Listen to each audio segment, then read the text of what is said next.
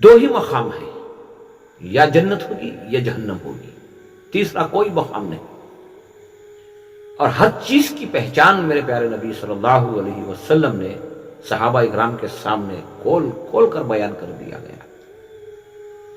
ایک مرتبہ رسول اکرم صلی اللہ علیہ وسلم نے فرمایا، دو لوگوں کی مثال میں آپ لوگوں کے سامنے دوں گا۔ ایک وہ کل قیامت کے روز جو نافرمان اور ناشکروں کے زمرے میں کھڑا ہوا رہے گا، دوسرا وہ شخص جو فرما بردار شکر گزار زمرے میں کھڑا ہوا رہے گا۔ اور ان کی پہچان دنیا میں کیا ہے؟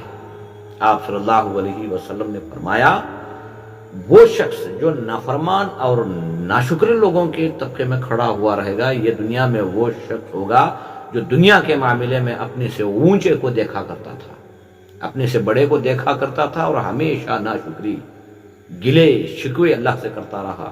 اس کو یہ دے رکھا ہے، فلاں کو یہ دے رکھا ہے، اس کے پاس بنگلہ ہے، اس کے پاس گاڑی ہے، میرے پاس کیا ہے؟ ناشکری میں چلتا رہا۔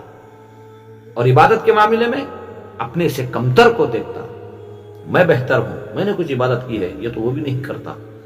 یہ دنیا میں جو بھی شخص یہ سوچ رکھنے والا ہوگا تو وہ کل قیامت کے روز نافرمان ناشکرے لوگوں کے زمرے میں کھڑا ہوا رہے گا۔ اور وہ شخص جو فرما بردار شکر گزار لوگوں کے طبقے میں کھڑا ہوا رہے گا، وہ دنیا میں وہ شخص ہے جو دنیا کے معاملے میں اپنے سے نیچے والے کو دیکھتا، اپنے والے سے کمتر کو دیکھتا، اور رب کائنات کا شکر بجا لاتا، یا اللہ یہ تو میرے سے زیادہ مجبور ہے، اس سے زیادہ بہتر تو میں ہوں، تیرا کتنا بڑا احسان ہے، شکر ہے۔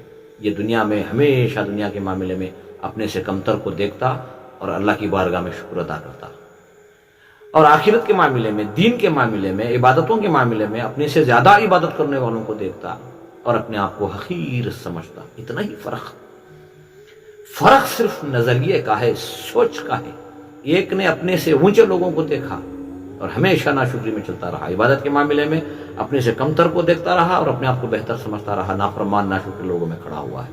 تو دوسرا اپنے سے کمتر کو دیکھتا، اپنے سے کمزور کو دیکھتا اور اللہ کا شکر ادا کرتا رہتا ہے، اور عبادت کے معاملے میں اپنے سے زیادہ عبادت کرنے والوں کو دیکھتا ہے، کاش میرے پاس بھی حیثیت ہوتی تو میں بھی کچھ صدقہ خیرات کر لیتا، حج یا عمرہ کر لیتا۔